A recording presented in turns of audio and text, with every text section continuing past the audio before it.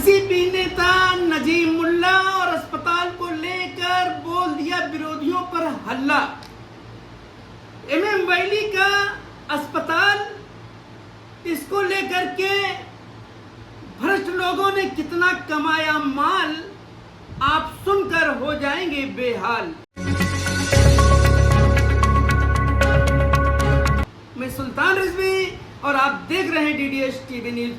दर्शकों, एक बार फिर मुमरा शहर में सियासी पारा पूरी तरीके से गर्मा गया है और ये गर्माहट जब तक वोट नहीं पड़ जाता, कौन जीतेगा कौन हारेगा इसका फैसला नहीं हो जाता, तब तक पूरी तरीके से गर्माता जाएगा और आरोप प्रत्यारोप लगते रहेंगे।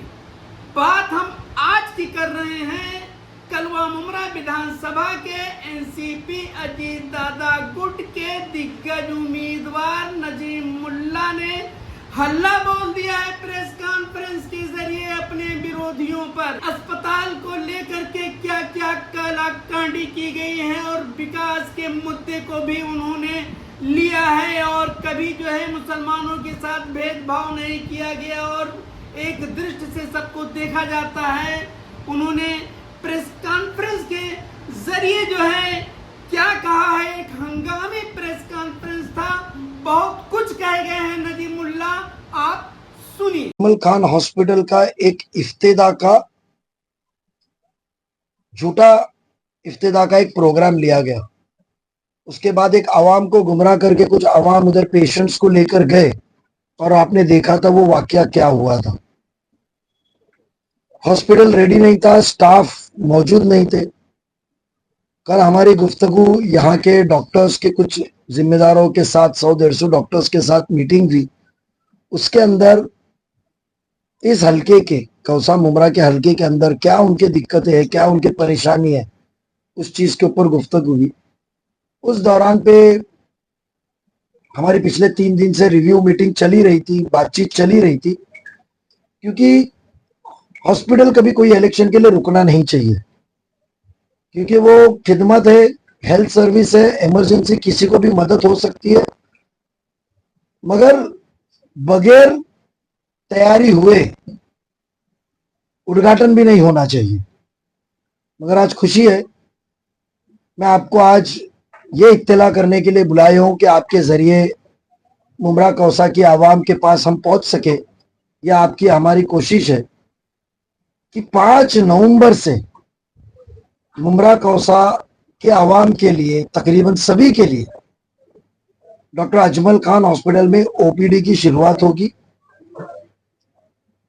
आज वहां से 5 तारीख के बाद वहां ओपीडी डॉक्टर्स जो ओपीडी के हैं वो वहां मुफ्त में आवाम के लिए मुहैया कराए जाएंगे और उसकी तैयारी मुकम्मल हो चुकी है। जब हमने पूरी कल तहकीकात की तो मुझे लगा कि आचार संहिता है, ऑफिशियली कुछ डिक्लेरेशन नहीं होगा तो आपको हम ये बता देवे। दूसरा, इंशाल्लाह कोशिश है कि 10 तारीख तक उधर सहूलत, हम आपको सिर्फ एक इत्तला कर रहे हैं कि आपके जरिए जो हमको इत्तला मिली है और जो फोन पे कोशिशें चल रही थी कि भाई आप आचार संहिता का इंतजार ना कीजिए, हमको इफ्तिदा में कोई दिलचस्पी नहीं है, हमको सहूलत देने में दिलचस्पी है।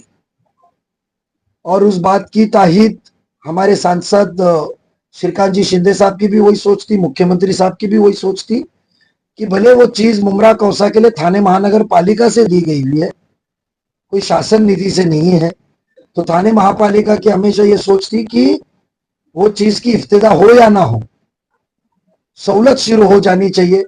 और वो जो आदेश माननीय सांसद श्रीकांत जी शिंदे साहब का था, खासदार साहब का था और हमें सबकी जो डिमांड थी, वो डिमांड को मुकम्मल हो चुकी है। 5 तारीख को ओपीडी और इंशाल्लाह 10 तारीख से इनिशियल एडमिशन फॉर माइनर जो भी रहेगा वो शुरू किया जाएगा और तकरीबन 20 के बाद 21 से 26 तक ये टारगेट दिया गया है कॉरपोरेशन ने हमको कि हम कोई भी हाल में 26 तारीख तक उसको मुकम्मल सहूलत के लिए मुमरा कौसा और एतराफ के सभी आवामों के लिए मुहैया कराएगी। तो आज बहुत खुशी का दिन है मुबारक दिन है कि आपके सामने हमको ये बयान करने के लिए कि जो सहूलत का कई सालों से इंतजार था, वो सहूलत इंशाल्लाह जल्द से जल्द मिलेंगी, जिससे जो हमारा अवाम है, जो गरीब तबका है, जो बड़े अखराजात हेल्थ सर्विसेज के ऊपर होते हैं, तो उनको फ्री सर्विस मिलने से नजदीक में उनको ये सहूलत मिलेंगी।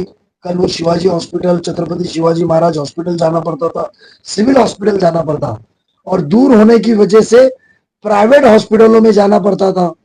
और प्राइवेट हॉस्पिटलों में क्या हाल है आपको पता है। तो उसके लिए जो हमारी सोच के लिए हमने सब नगर सेवकों ने मिलके कई करोड़ों रुपए, 100 के ऊपर, 200 के ऊपर करोड़ रुपए हमने जो आवाम के लिए मुहैया कराया था सभागृह में बैठ के। तो आज खुशी है हम सभी नगर सेवक जो साबिक कॉर्पोरेटर्स को और आवाम को कहना है कि हॉस्पिटल जल्द से जल्द शुरू हो रहा है।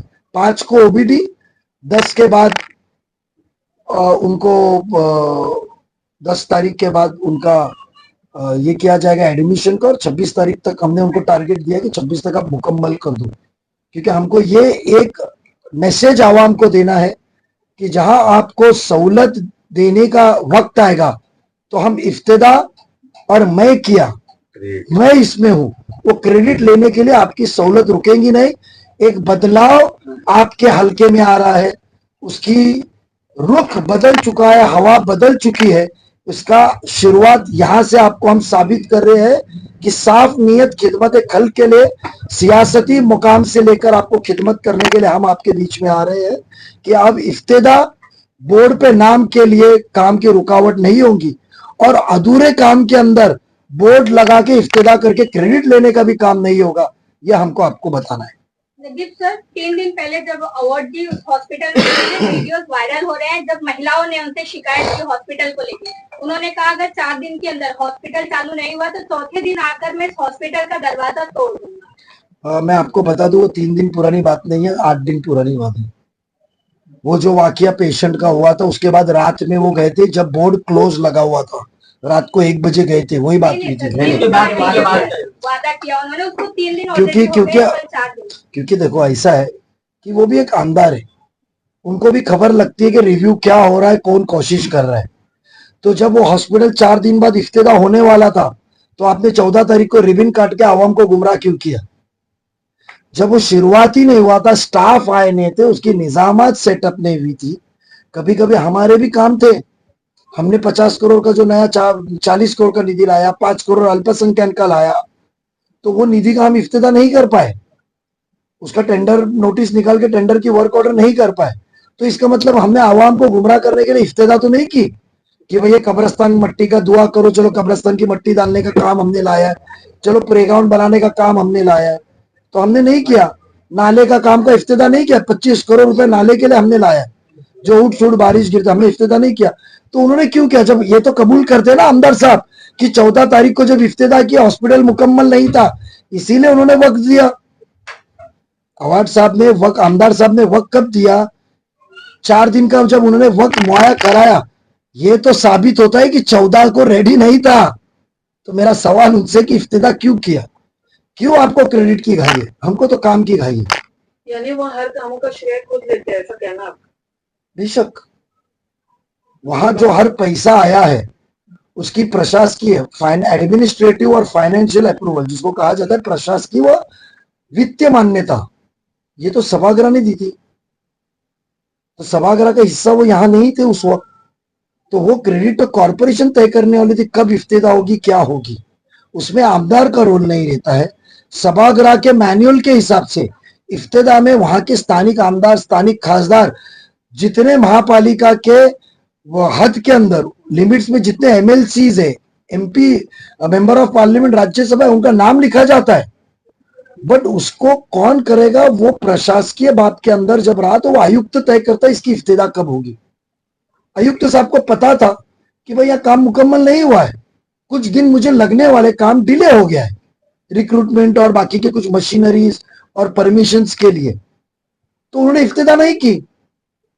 तो इनका श्रेय लेने की चीज है। और जितने लोग वहां थे, ना वो वहां के हल्के के कॉर्पोरेटर थे, ना कभी वो हॉस्पिटल में आए, उनको आज सवाल करे कि भाई ये क्या सिस्टम में दिया गया है, आप बताइए, चलते चलते सवाल करे ये वीडियो वायरल होने के पहले, तो वो जवाब दे पाएंगे कि पूछ लो आप। भाई कल आपने फॉर्म भरा है, लेकिन इतना छुपाते हुए फॉर्म मैंने फॉर्म नहीं भरा, मैं फॉर्म 28 तारीख को भरूंगा। इतना याद रखिए, हर उम्मीदवार 4 से 6 फॉर्म भरता है।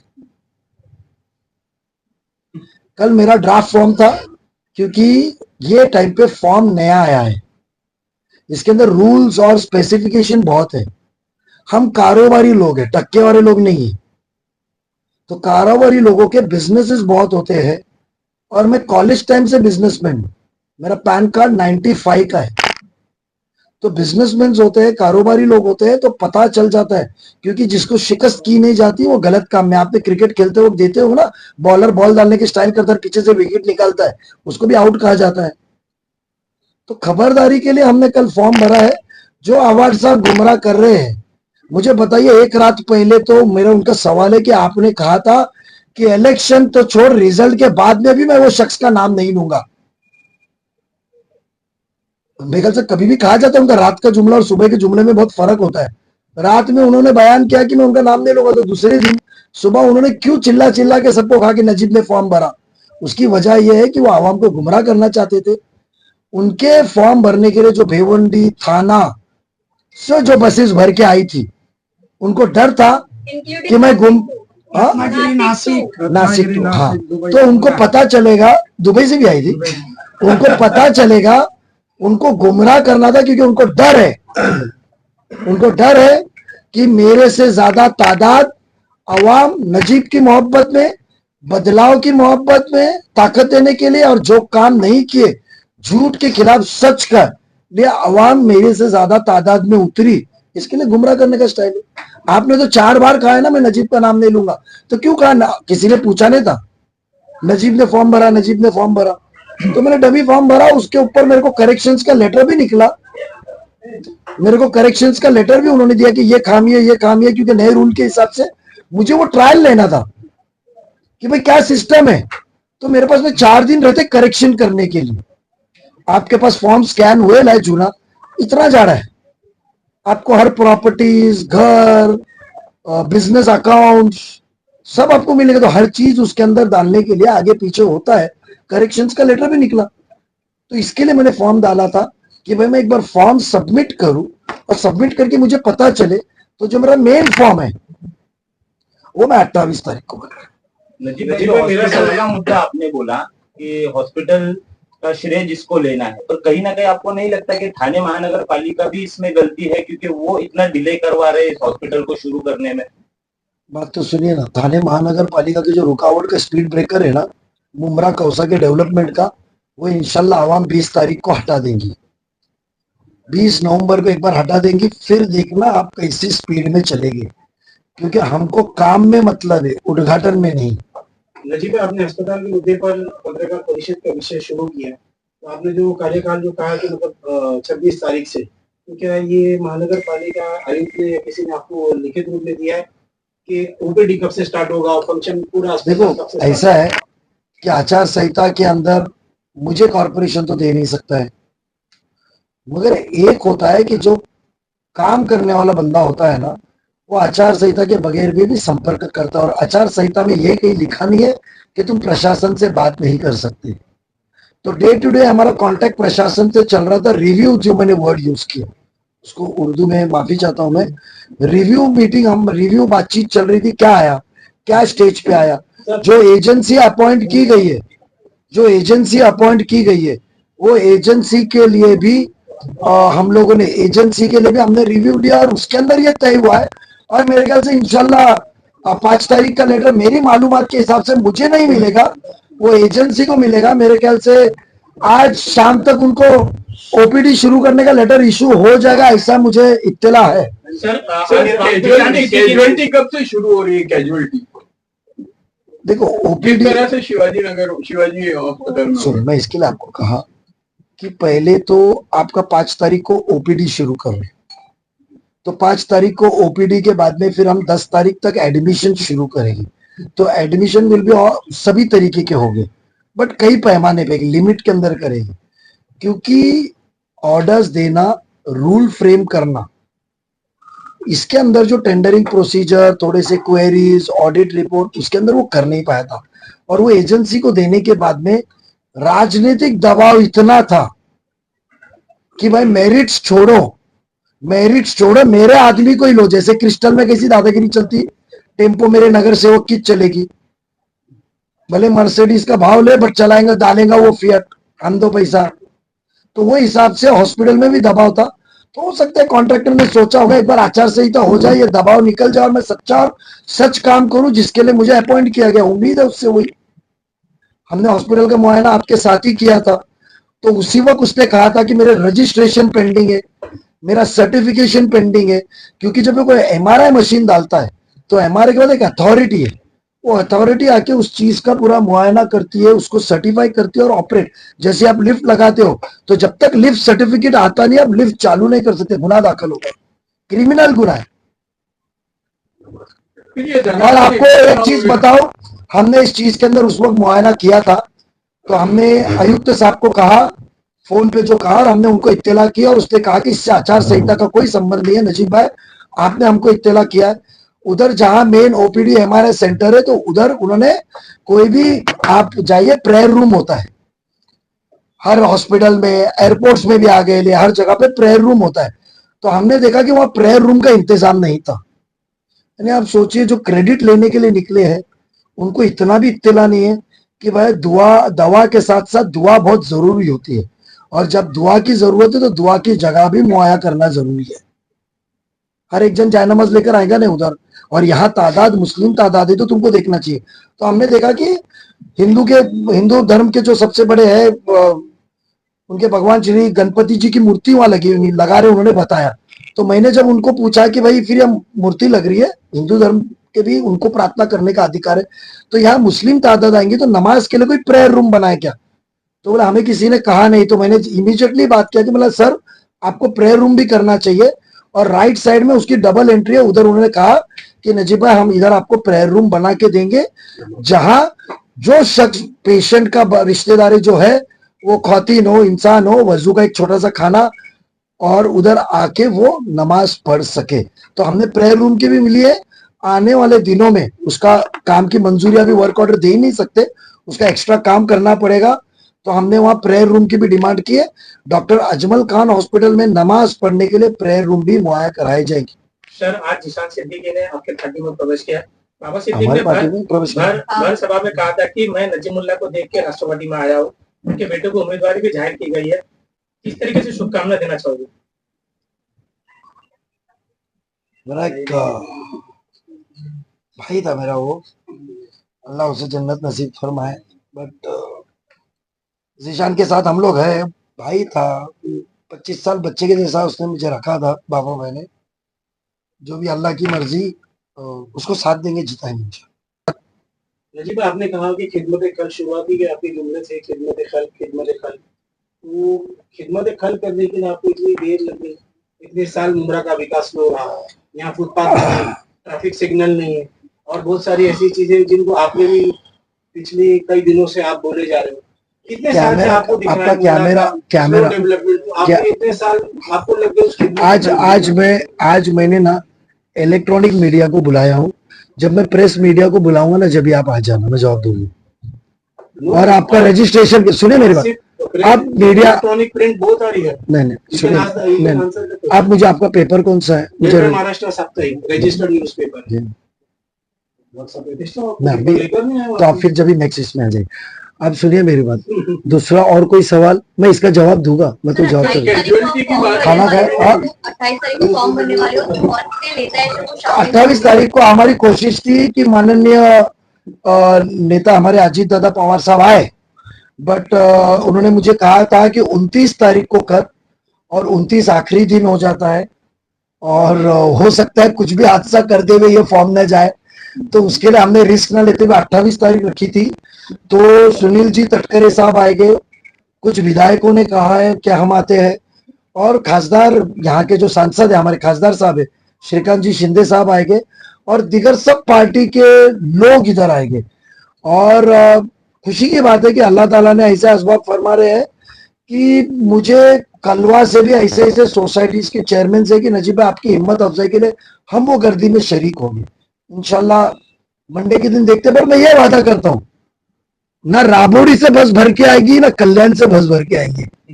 बस रहेगी, गाड़ी रहेगी तो सिर्फ कलवा मुमरा के आवाम की रहेंगी, शिल से भी नहीं लाएंगे हम। Thank you.